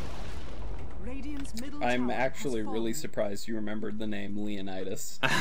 Yeah, took me a second. But that's all it Radiant's took. top Wow. tower is under No attack. backdoor protection on the top tower. And Drow was able to Radiant's destroy it. top tower But yeah, has yeah, fallen. I know. I Drow's was a like, that's pretty the good perfect tower analogy, pusher. really. So many times when I play Disruptor, or like when I see someone on Faceless Void, you run away and you go and you make them feel like they're chasing. You get the blood in their mouth and they get, bloodlusted, and then they run through. They don't think about position, and when they're obviously the straightest path between A and B is a straight line, so every one of them funnels together into that straight line, and reinitiating like that is a huge tactic of Dota, and you see pros doing it all the time. Not only, but it doesn't get always called out by the casters. Yeah. So basically, I'm better than other casters. What I'm saying, I'm calling it out. Road to TI5 main stage. Wow. Hashtag Road to This TI5 guy. main stage. Yeah. No, I'm humble, guys. I like to focus on my strengths, but oh man, just good stretch here. I'm gonna take a swig of water, so find something to say, Rankshis. Oh man, frickin' Necro almost killing Lich with his Dagon ulti combo. Not quite enough though.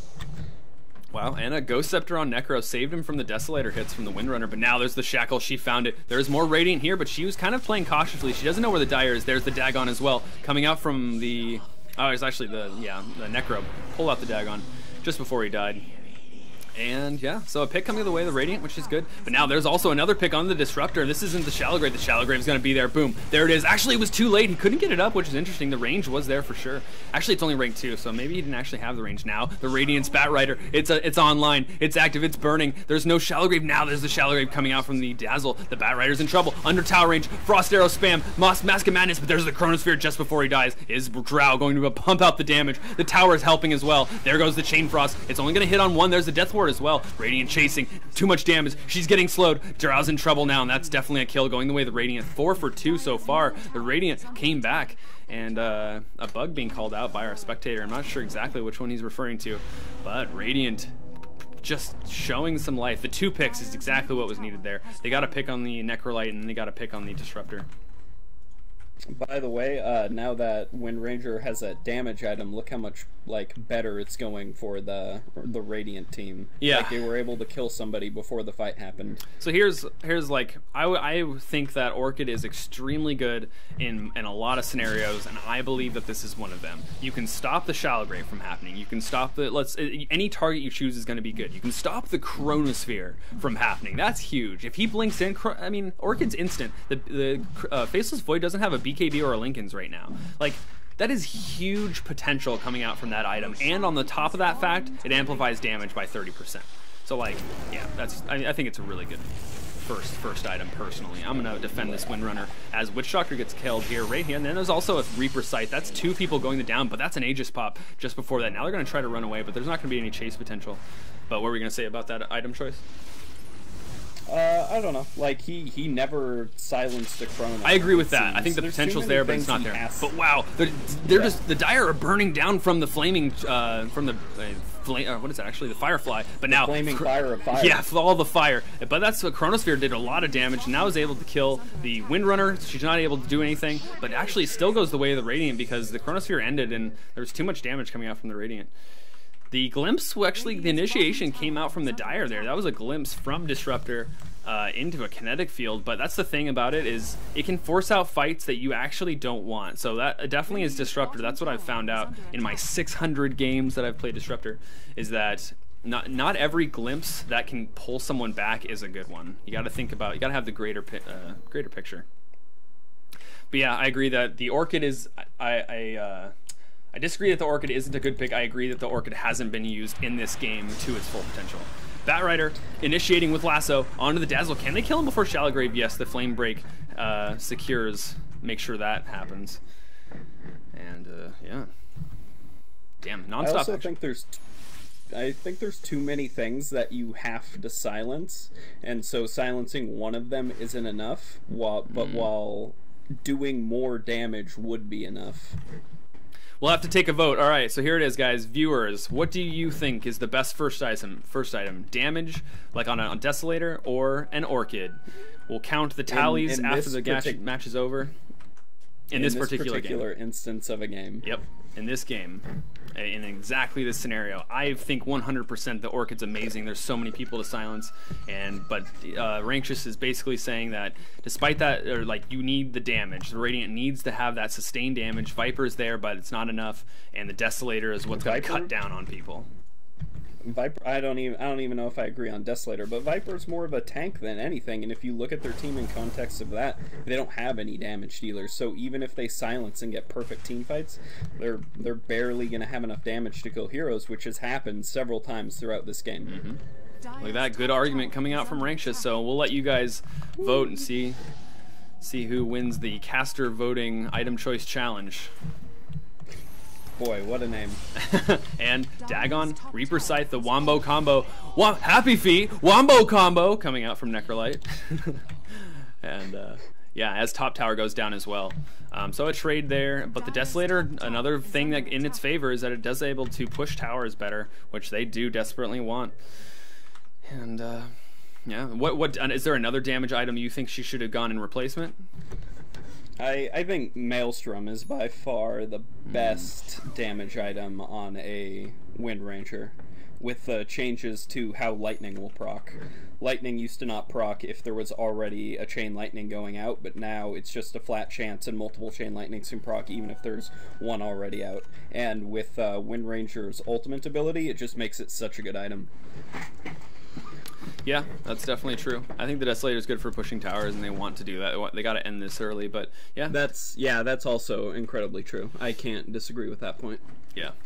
So yeah, Viper went. So yeah. That mech and items coming out from the Viper. That's his item choice, which I see a lot of him doing. Wow, this Witch Doctor is going to get caught out hardcore. Instant wow! That is the strongest Dagon I have ever seen. Is he going to go Ethereal Blade? That would be hardcore.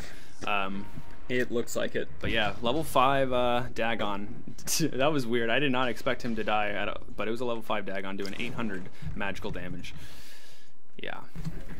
Because, like, here's the weird... So, the Necrolite ult is magical, but it's calculated based on a percentage, but it gets reduced. So, I guess, yeah, I mean, any magical damage can get amplified by the Ethereal Blade. So, that's going to be really hardcore. He could probably one-shot anyone on the team, maybe even Viper too, maybe. And we'd have to see that. It might be hard against Viper, but anyone else I would guarantee he could do it. Yep. But that's the thing though, is like, unlike Dire's team where they have multiple heroes that they're scared of, Radiant doesn't have like a one person that they're like, if we kill this one person we will win, else we don't. And so, like, killing, you know, the Bat Rider, I guess the Windrunner is like the main target, I suppose. Killing off the supports before they get an ult, maybe. But yeah, I think that Radiant don't really have a one-stop shop for damage. And ooh, boy, next you should check the chat, by the way. Oh, is it completely in your favor? Let's see. It's completely in one of our favors. All right, I should go back to match to see that there's a flaming lasso on the Time Lord, but he's like, I'm a Time Lord. I don't give a. You're so annoying. I'm getting a Lincoln's for you. That's funny. Yeah, I mean that's what I was saying, man. BKB would be huge here, and there's no counter for the BKB besides like Chronosphere. But at that point, your initiation's already over. So I think that a BKB or a Lincoln's would be huge. But I honestly think, what do you think, BKB or Lincolns for Bat Rider? BKB. I get why he wants Lincolns. He's specifically getting screwed over by Glimpse, so it's not a bad idea. Is there any detection? But BKB is just the a better Necrolite thing. is invis, but nothing. Oh, there's the Sentry Ward, but placed too little too late. And now he's wrapping around looking to burst. This is going to be a burst on this Windrunner, but how's he going to escape? He doesn't have a TP. Actually, he does have a TP. Here it comes. Boof! Totally dead. Now, it's escape. It's saving Private Ryan. He's TPing away. He's saying, Zordon, beam me away. Beam me away, Scotty. Zordon from Power Rangers. I was like thinking, like, Zordon, I got that right, but what do they say? They're like, doot, doot, doot, doot, doot, doot. Like, I don't know. That's all they don't really say that. That's fun. Anyways. I have no idea what you're talking about. Power Rangers. Okay, I get you're talking about Power Rangers, but I don't get the toot, toot, toot, toot. That's the chime when there's like, they're at, you know, fucking school, and they're like got their weird technicolored shirts and crap, and they're like, they got their crazy watch wrist communication bands, and they're like, it's like boop, boop, boop, boop, boop, and they're like, hold on, teacher, I gotta take this, and then it's Zordon, and they're like Power Rangers, the evil is happening again. Wow, flame break on 3. That's the best flame break ever, because he died shortly afterwards, and now Witch Doctor to follow. The Drow is just going ham. Too many levels. Look at her. She's just a lightning, enraged, Mask of Madness crazy person. If she had the actual immortal, she would look way cooler here. But I think that's such a stupid looking immortal, by the way. Dude, like, I love it. Like, I think maybe it look. I know. Okay, it doesn't look cool. Maybe there's a cosmetic you can pair it with. Maybe like the kitty ears or something. But like. Not, that was more of a joke, but like, yeah, I think you might be able to pair it with something. But the fact that it's like she's mad, like she's actually shaking and just like, I gotta kill the things, I'm crazy. It's awesome. I love it. I think it's a really cool like idea that they actually went out on a limb and made her mad when she's wearing it. Plus the cosmetic itself looks cool, but Bat Rider goes on Faceless Void. Is the burst damage? Is he there? The Shallow Grave's there. There's definitely going to be a Chronosphere here. He's able to time walk away. He's trying to try. There's the heal from the Shallow Wave. I always say Shallow Wave. Shadow Wave as well. Now the Chain Frost onto 1 as looks like Necrolite went down. And now the Drow's Ranger is going to go down. This is a huge fight for the Radiant. They are completely getting a 4 for nil right now. His Disruptor is actually far, far away in a galaxy. Yeah, far, far away. The timing or what am I trying to say? The order was off there. I love just trying to say. What? How racist was Power Rangers? The black guy had to be the Black Ranger. I know. The Asian was the Yellow Ranger. Come on. The pink and yellow were the Everybody. women. Racist and feminist. All the offensive things. Now. Yeah, what a great show. Yeah. You remember the movie where they had to fight the guy who had slime things that he would do? His name was Ivan Ooze. Yeah. Knowledge bombs. Wow, I cannot believe you remember that shit. Witch Doctor getting annihilated by the zip zap, the death zap on the Necrophos, melting his skin and electrifying his brain with the Dagon. And yeah. Wow, back and forth. One Rax is still not even dead here. This is a good game, guys. We gotta really pay attention. We're talking about Power Rangers here, but there's enough entertainment here. This is a really good game to watch. And we'll see I wish Necrophos was named Ivan Ooze. Yeah. I am Ivan Ooze. And I say things that have to do with slime puns. I remember that was the first time I ever heard "Have a nice trip, see you next Oh fall." yeah, and little man. kid The Pink Rankshis Ranger was like, "Wow, that is hysterical." How does she do it? How does she come up with puns and fight at the same time? Have a nice trip. Have a nice trip. See you next fall. And then she's like something about, yeah, she had a couple others I can't remember, but yeah, man, the puns were strong. Remember there was the skydiving scene at the beginning of the movie. And I don't remember that. Yeah, dude, that was at the very beginning. All the Power Rangers were like, "Yeah, yeah!" Like as they jump out of the plane, and they're like spinning and doing crazy shit. It's pretty amazing. Sure. What else about that movie? There was a fireworks scene at the end of the movie, and they were all like happy that they were still alive and that they saved the world. So that was that. And then that was the movie where Zordon gets wrecked by Ivan Ooze when all the electronics get pulled out. Like they come, they're just like pull all the electronics, and then Zordon was like, "No, what are you doing?" And then like that stupid robot was like, "Oh no, what are you doing?" Wow. Yep. That was one of my favorite childhood movies, I gotta say. Oh So yeah, I've seen it quite a bit. We're the same age, so I assume we have the same nostalgia level. Pretty over legit. it. Chronosphere gets actually thrown just before the paralyzing cast, and also gets hit on the Bat Rider, who TP'd in. Unfortunately, that's 2 getting instantly killed by the Radiant. But there's the Chain Frost doing tons of damage to the Faceless Void. But he has Aegis, and not only that, but he has a Shallow Grave. And now there's Windrunner being chased. Is she gonna turn on him? Now there it gets popped from the dots coming out from what I believe to be some kind of dot of some kind. Now Lich is on the run. Faceless Void's coming back. I actually don't know what dot it was, but now Windrunner's kind of by herself. But wow, there comes the ult from Windrunner. It's doing so much damage. The Faceless Void gets annihilated by this Windrunner. The damage is coming out. Now, the Dazzle gets killed after his Shallow Grave was over. This Windrunner's going ham. Perfect. There's the lone tree that gets shackled, and now there's tons of damage, but now she's worried. She's trying not to get killed herself, so she's running Viper, letting Viper take the reins. Jesus, take the wheel. Viper, take the wheel. And now, that's going to be a lot of... a really a good trade coming out from both teams. The Radiant won just a little bit, but Drow wasn't even there. Is that true this whole time? Holy crap. Yeah, that seems like a mistake. I mean, I know they got mid-racks, but everyone died for it, and they way overcommitted. Let's be real honest there. They could have taken that mid-racks and backed, which they definitely should have done. But, yeah, Drow should have been there, and they should have backed. Everything would have been fun. Yeah, definitely. Oh man, the heat is actually settling in right now. Oh my goodness, it's getting so hot in Seattle. I was about to say, like, is it just crazy hot where you are right now? Why? It's so hot here in Seattle, Washington, where the Next Level studio is right now. Oh my goodness. Like, we started today, and I was like, it's a nice temperature. Now I'm like, I wanna die. Ugh. Ever so slightly. I'm just literally sweating, and this time it's like humid too. I think that's like one of the big differences. I have a layer of film of water just on my skin. Ugh. But no shackle coming out from Windrunner. Close initiation there, but there's the glimpse. This is looking bad. Is she gonna man up? There's the Death Ward. It's hurting Dazzle, and now there's gonna be the Shallow Grave pretty soon here, but there's the Chronosphere. It's on one only, and Faceless Void gets annihilated in that by the Death Ward, I think.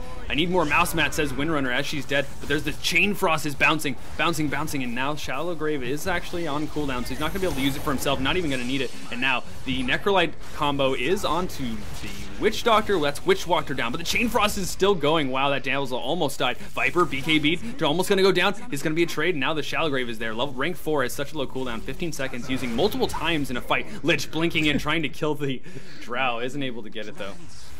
A valiant effort. That Aghanim Scepter Lich ult, Chain Frost, just decimated their team. By the way, that's like the whole reason that Chrono didn't work out that well. I mean, obviously the Dire team still won that engagement pretty heavy-handedly, but had the Dire team not have like a way better late game team, like that would have just decimated them. Yeah, definitely. They had to run away from it and like stop fighting so many times to like try to disengage from that Chain Frost. And Dazzle got his Shallow Grave off that fight. What a day for the Dire team. Turns out Shallow Grave is a good ability. Yeah, that's like what makes it crazy powerful. I think rank 4 Shallow Grave is way better than rank 3. So it's like you keep it at rank 2 in my opinion, and then if you're going to get rank 3, get rank 4 because you're that close to the 15-second cooldown. That's my opinion. What's your opinion on Poison Touch nowadays, since we have some downtime, and I think you and me have different opinions on this? Okay, so I always like skill. Sometimes I remember to skill build, obviously based on the team. That's a huge thing. So if they have a bunch of melees or something that like really gets hurt by stuns in general, that's when I will actually get Poison Touch. Anything that it really will have an impact. If they have a bunch of ranged heroes or they have things that can blink, you know, Storm Spirit or something like that, yeah, then I'm not going to get Poison Touch for sure. Okay, I guess that's pretty fair, actually. Yeah, that's pretty much how I do it. Pretty simple decision. Like when I see an Ursa, or a Sven or whatever, PA, that's when I get Poison Touch. Now, wow, this Viper might get caught out. A short-range glimpse, unfortunately. And now the Death Ward's being popped right on the high ground. He has to cancel it, and he would have get silenced there, but it actually didn't hit. So now there's the double shackle coming out from the Windrunner. It hits, but it's not enough. Windrunner getting blown up by the combo coming out from the Necrophos, which is really good because Windrunner's their main damage dealer. The Radiant team is running away now. They're like, guys, our leader's gone. What are we going to do? Flame Break just to get some damage and push them away. Life is hard is indeed the truth here. For the description of the Radiant, there have mid racks down, student bot racks to follow. Now Radiant doesn't have a good initiation, but Dire does. But actually, there's the Flaming Lassos going on the Necrophos, which does have a Dagon up, but Reaper Scythe is down. The Witch Doctor goes down. Now the Lich to go down. Now the Bat Rider to go soon to follow. There's the bashes. 3 down in that Chronosphere. Viper's the lone Ranger on the Radiant. Bat Rider buys back. He's coming, trying to do what he can, but it's definitely GG here for the Radiant. What a game it was for the Dire. They came back. They fought their way tooth and nail to the late game, and the combo coming out from Necrophos ended up being huge. on the fact that the Windrunner was their main solo carry here. Radiant's bottom tower has fallen. Oh my goodness, it is so hot. Tower is under attack. I cannot believe how much this humidity is making me annoyed. I feel like Radiant's bottom I'm almost like, barracks are under oh attack. man, it feels weird. We live in Seattle. Like, it should be raining right now, but Dire's top here we tower are. is Yeah. under attack. It's like just the worst thing ever. So I am going to, yeah, I'm going to play some music. This game is pretty much over. I think, well, if they continue playing, it should be GG, and they should call it right here. Yes, as I thought. So I'm going to play some music. I'm going to get up and kind of refresh myself a little bit. Kind of change my shorts, maybe. Yeah. So anyways, good game. Such personal information. Yeah. Well, change my shorts is the kind way of putting it. Yeah. So I'm gonna get up. My mind isn't right. I'm gonna grab some water, and I'll be back. I'm gonna play some music, and as soon as the next lobby comes up after I come back, there will be another cast. You can bet your boots, and I'll see you guys then.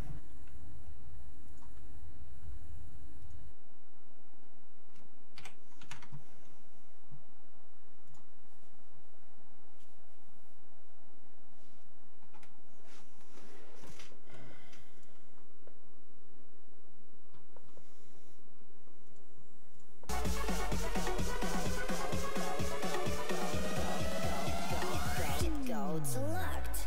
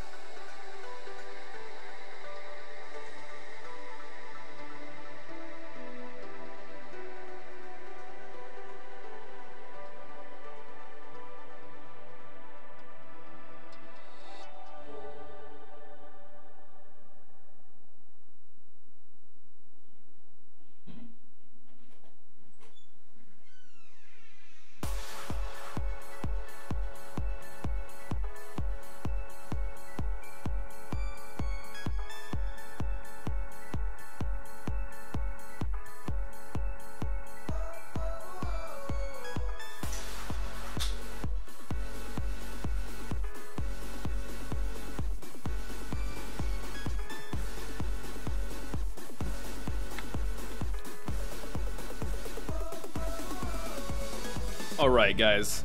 Now we're gonna start looking for a lobby. Don't you hesitate.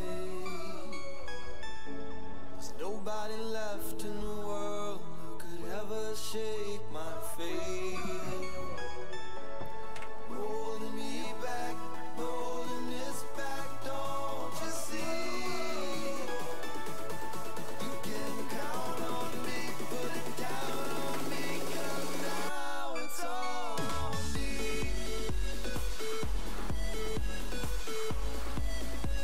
Yo, Tyler. Rankshis. You hear me? Yes. All right. You missed the full lobby that was up. Damn. But, Yeah, I was like, damn, how fast after did it come?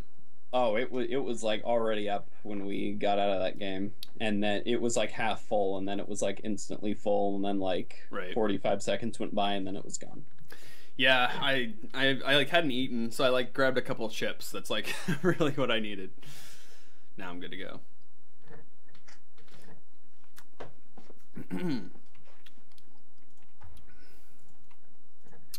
Seeing if there's something. Send me some 9gag links while we're waiting. How do people want to see sweet pictures of platypuses Yeah, and whatnot? of course they do. I'm sure they do. Ooh, this is an oldie but a goodie.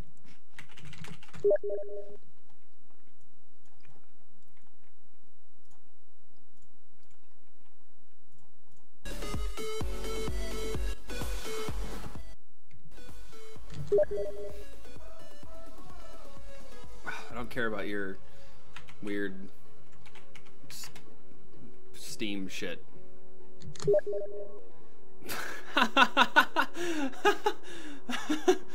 Oh my god. Like, this, just getting caught, like, being freaking weird. Oh my god. Yeah, somebody clearly walked in who she was not expecting.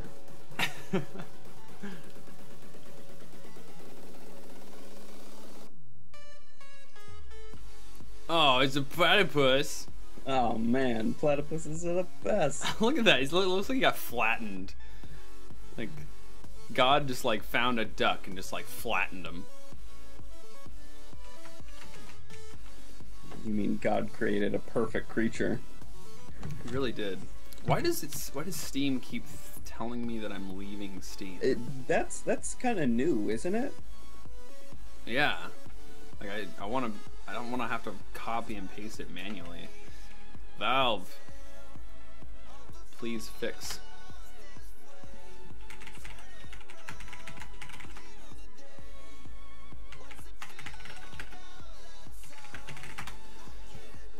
Autobots roll out.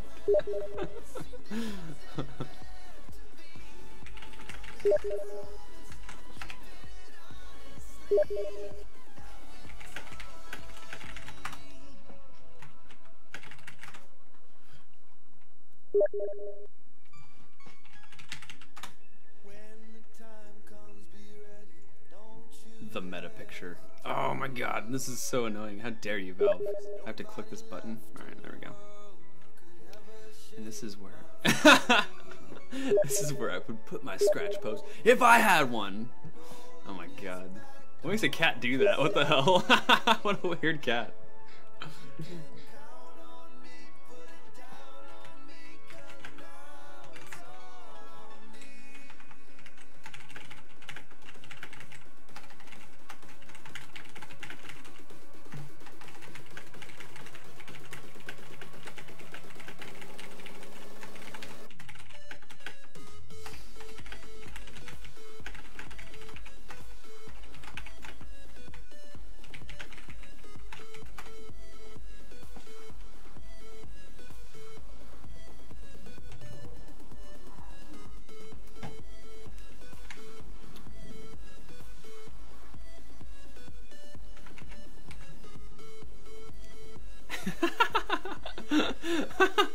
Oh, kitty.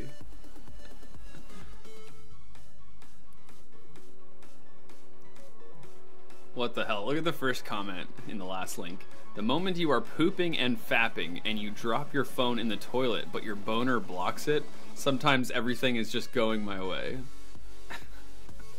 Don't.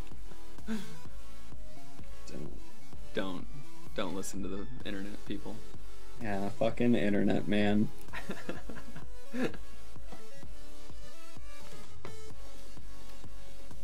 Oh, I feel sorry for this cat.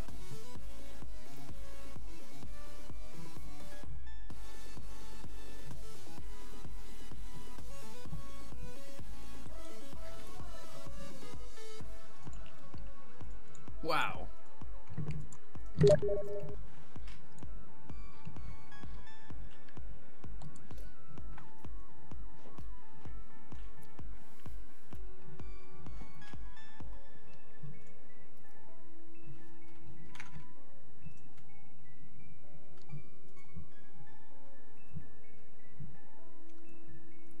Biologically